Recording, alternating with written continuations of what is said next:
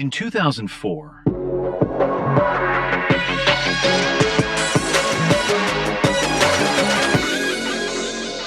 two men ran for president of the United States. They belonged to different parties, had different visions, and debated each other fiercely. But they shared one secret that they refused to talk about on camera. They both belonged to the same secret society at Yale University, Skull and Bones. This isn't just about a college club. This is the primary filter for the world's elite.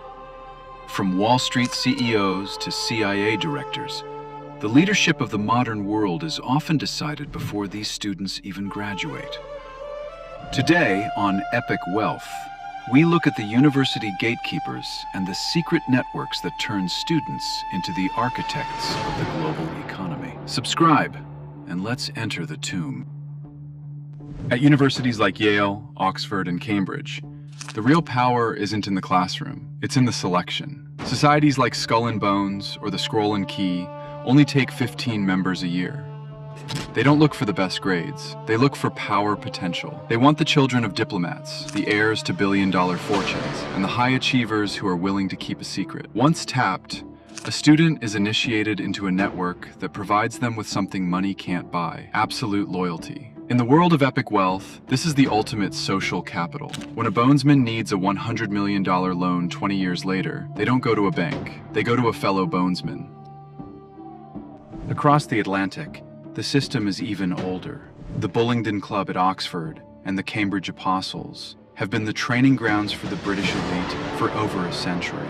These aren't just social clubs. They're incubators for governance. Many of the world's most influential economists and politicians were members of these societies. They learned the language of power, the unwritten rules of the elite, and how to protect the interests of their class. This creates a systemic echo chamber. When the people running the central banks, the media, and the government all went to the same secret meetings at age 20, the global policy isn't a conspiracy.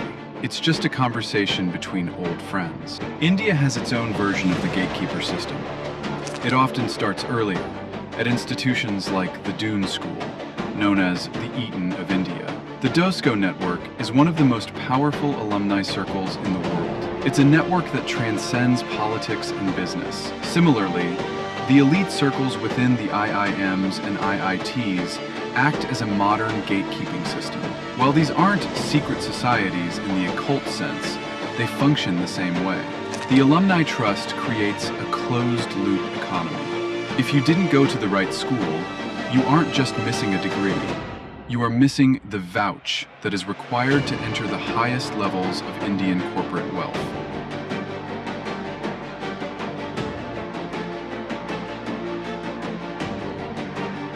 In 2026, the gatekeeping is changing.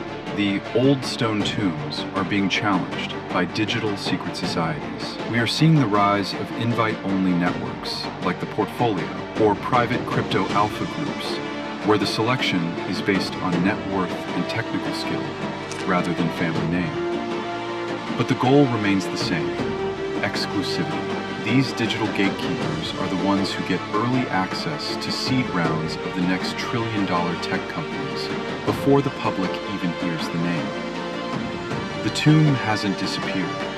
It has just moved to the cloud. We like to believe that the world is a meritocracy, that the hardest workers get the most wealth. But the history of the university gatekeepers tells a different story. It tells us that power is an invite-only game. The most valuable asset in the world isn't gold or data, it's access. And for the elite, that access is secured long before they ever enter the boardroom. Make sure you are subscribed to Epic Wealth for the next episode in our Architecture of Secrecy series, where we go inside the free ports, the secret, high-security warehouses where billions in art and gold sit in no man's land. I'm your host, and the door is finally open.